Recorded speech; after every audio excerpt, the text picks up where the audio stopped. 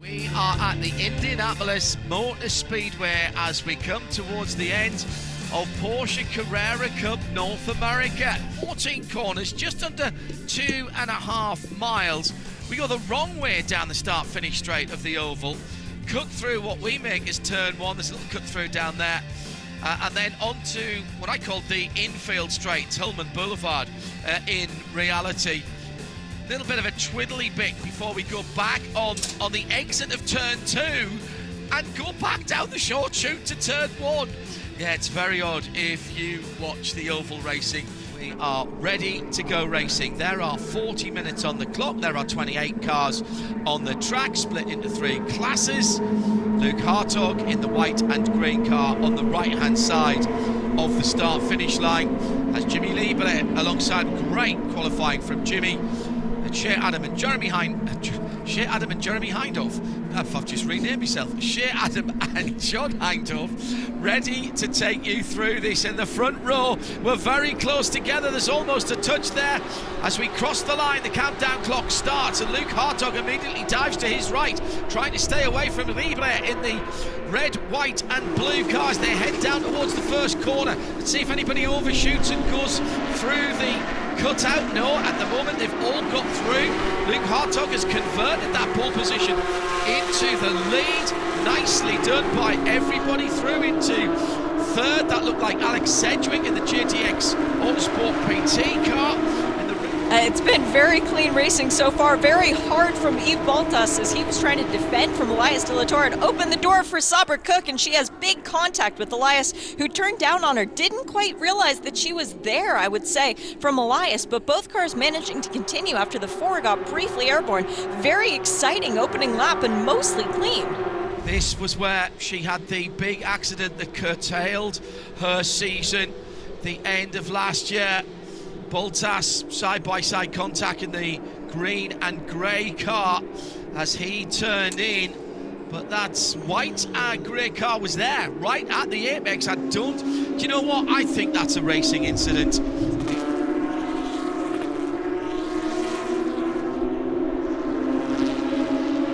New fastest lap in Masters for Chris Palomo.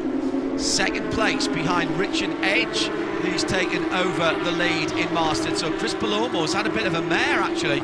He's dropped 3 or 4 places, and a couple of Pro-Am, in fact 3 of the Pro-Am cars have gone through, but he's responding. He's now a second away from the lead. Scott Blind in third, Todd Parriott in fourth, and Matt Holcomb in 5th now, so he's lost a position.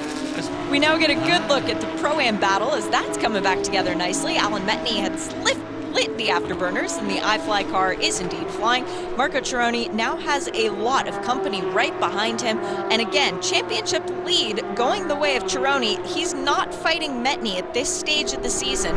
He can afford to let Metney through and take the win, but Marco doesn't work that way. Marco likes to win races. He just needs to be smart, because the pink car that is behind Alan Metney, as Metney pulls out to try and make a move going into turn 1, the pink car is for the championship lead.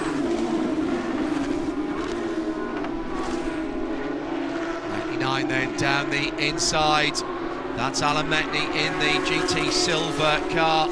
Behind him, Marco Cironi. So that, as Shea says, is a pass for the Pro-Am lead. Oh, here's the pass for third position. That's a lovely manoeuvre towards the end of the lap by the Ryan Yardley driven number 78 Top Racing Performance. Alex Sedgwick will not be happy with that. That's it. Michael Cooper has been caught by Dan Clark in the green fronted era car. Leader Luke Hartog untroubled by these battles behind him, Shea.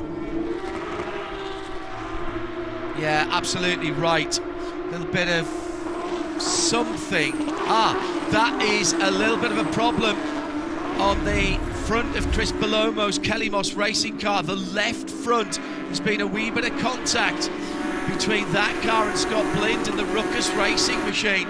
The number 45, the bright yellow car. Now that's a little bit awkward between those two. They know each other well, and that's left damage on that little frontal aero part that we talked about being on the track earlier on, which, by the way, our marshals cleared up very, very quickly indeed over at turn 7 and 8. Now, we did just have a close call a moment ago, and it was Elias De La Torre trying to make his way around Marco Cironi. Marco turning into the apex at turn 1, realizing that Elias was there. Elias making the exact same pass on 2 different cars, just several laps apart, because he did the same thing with Moisey a few laps ago. The pass was ultimately made. It did cost Cironi a little bit of ground, and now Uretsky is closing in on him, but Elias is clearly trying to make his way further up the field and through this Pro-Am class. Is walking a knife edge now. Comes through turns 2 and 3. Let's see if he's had the word from his team here. Now through turn 4. Big slide, losing the back end of that car. He's working the Michelins very hard indeed. Does he go all the way to the edge of the track? Yes, he does, but I think he stayed on the black, white and blue curbs. I think that one was okay, but he's under pressure from Scott Blind in the bright yellow number 45, and right there is the third place Kelly Moss, Chris Palomo. Then it's about 2.5 seconds back to Todd Parriott in the number 13 Kelly Moss car. So that is drama, and that is absolutely now for Richard in that blue and GT silver car. He has to be millimetre perfect, inch perfect. He cannot afford to go 4 wheels off anywhere on the circuit. Ahead of him, by the way, it's a great battle, Pro-Am, but the Masters battle is beginning to heat up, and Scott Blind goes to the right hand side. He got a good run out of turn number 14 and heads to the pit wall. He's being covered off by Richard Edge in the blue and silver car. There's a battle ahead as well, but let's keep our eyes on the Masters. That's a lovely move down the inside, absolute quality, and almost following through Chris Palomo in the number 68, the sort of purpley pink and silver car. That was quality, absolute quality, but he couldn't hold on to it, and back through into the lead for Richard Edge in the number 18. Lovely exchange there, Shane.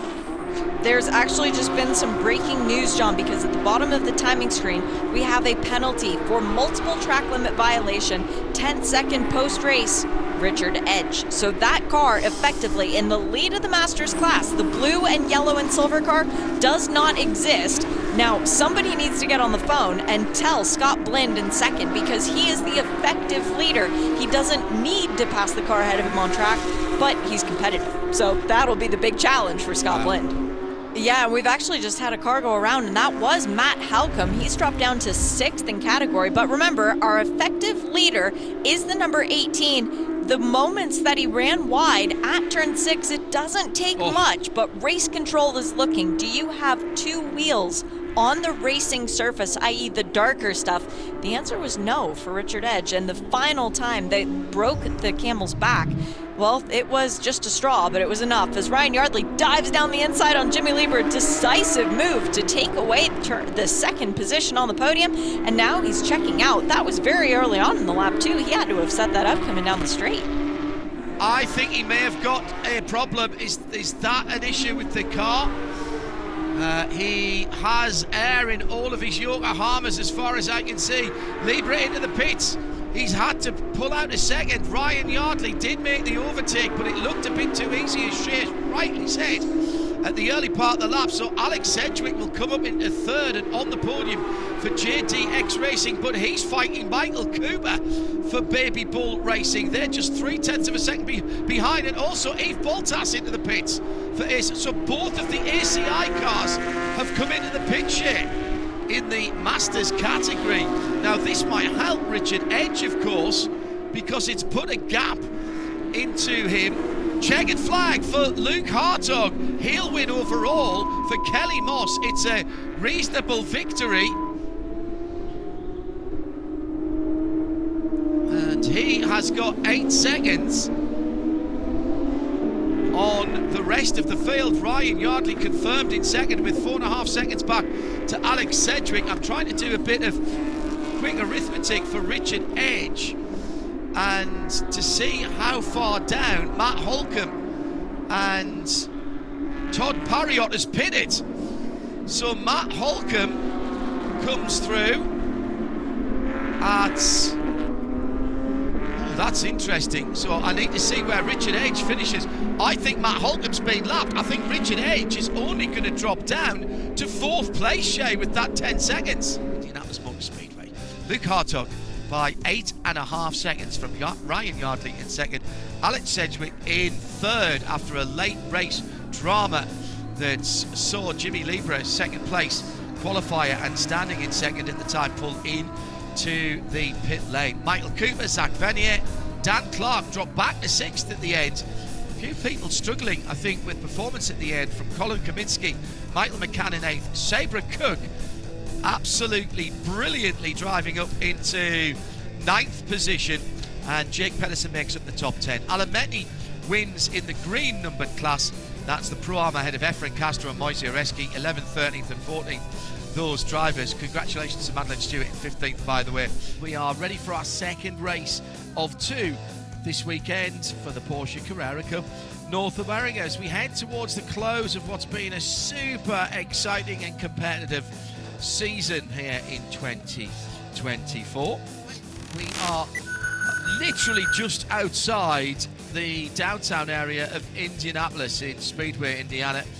You all know where this fabulously historic track is. 2.4 miles or 4 kilometers around, 14 corners.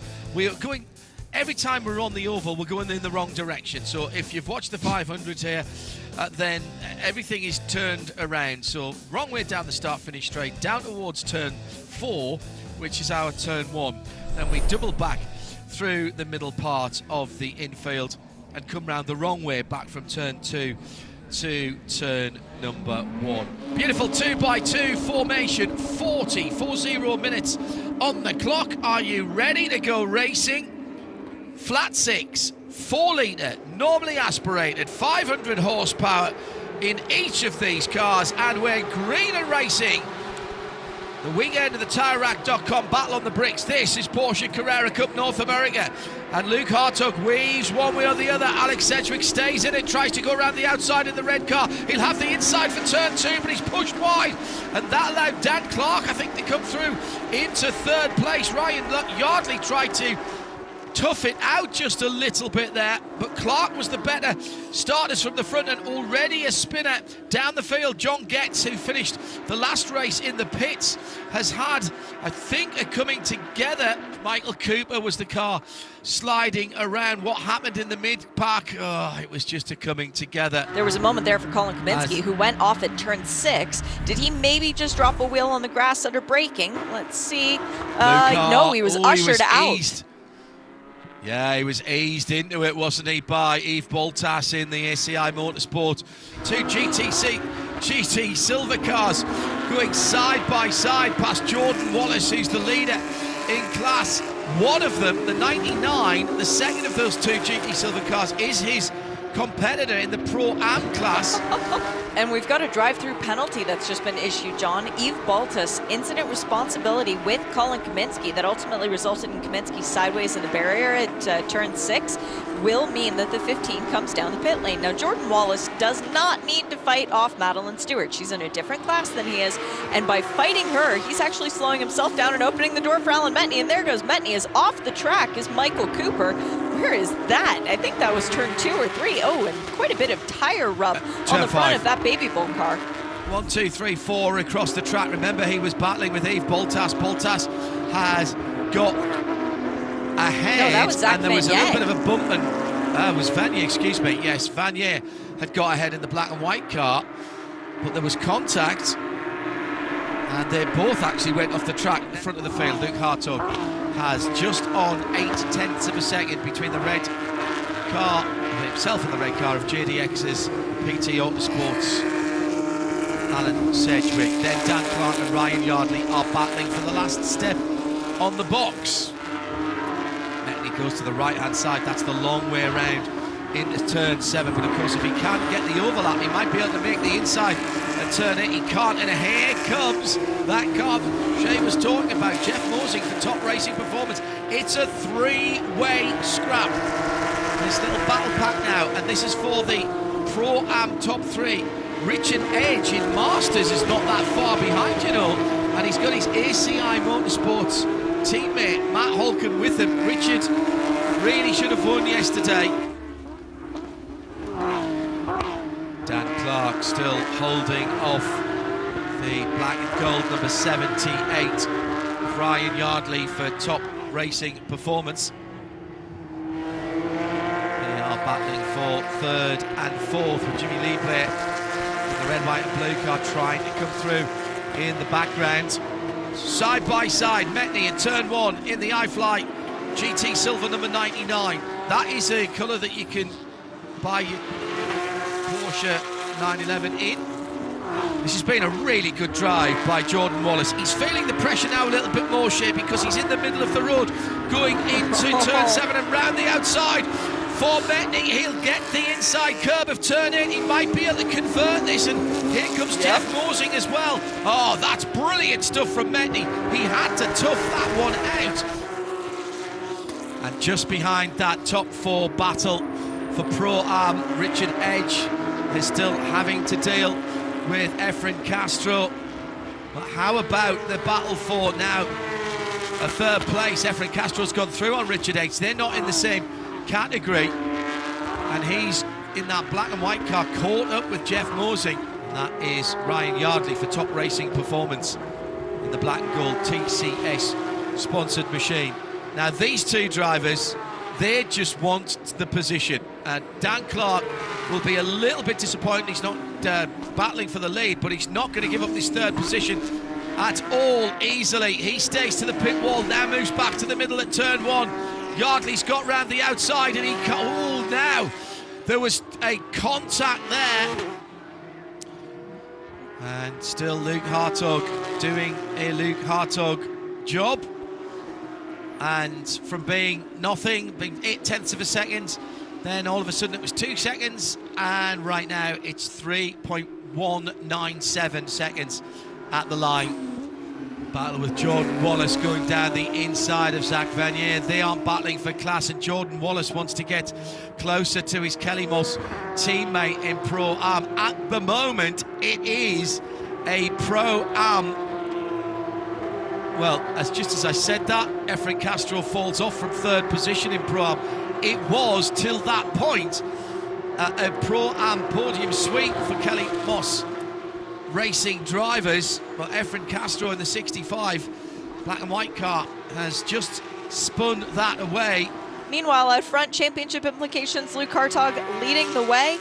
Well, this is big because the champion for each of the past Carrera Cup North America seasons has won at Indianapolis. Luke Hartog would be the only driver to have won at Indianapolis, meaning if the pattern's going to continue, and you know how I love patterns, Luke Hartog is going to be our 2024 champion. Alan Metney still holds sway for the moment in another Kelly Moss car. It's Kelly Moss, JDX and Era at the front of the field. Kelly Moss, and top in Pro-Am, ACI, and Ruckus. As the leader comes to see the white flag, we have 2.4 miles for Luke Hartog, who puts a lap on Javier Ripoll in the Momenta FMS Motorsport. Alan Metney with a comfortable lead coming into the last lap, over 7 seconds on his teammate Jordan Wallace. The two Kelly Moss drivers then for Pro-Am, with Jeff Morsing another almost 6 seconds further back. Masters, Richard Edge will feel as though he gets his just desserts. Oh no. Oh, into the pits. Who was that coming into the pits there? We'll sort that out in a moment. Indianapolis Motor Speedway belongs to Luke Hartog for Porsche Carrera Cup North America. The Kelly Moss racing driver has claimed both of the victories, both of the pole positions, and he's taken the fastest lap in this second race as well. It's a practically perfect weekend for the championship leader, who stretches that lead. In Pro-Am, Alan Metney is another Kelly Moss winner as he comes through the end of the lap now. With But just Jeff a couple Mosing of had an corners to issue go. on that last lap, John, and he has dropped from No. P3 to P6, and that has championship implications because it's moved Moise Uretsky up to 3rd, Marco Cironi to 4th. So even though Alan Metni is coming to see the checkered flag, our championship battle is now a 3-way fight. Congratulations, Alan Metni, on 2nd win of the weekend.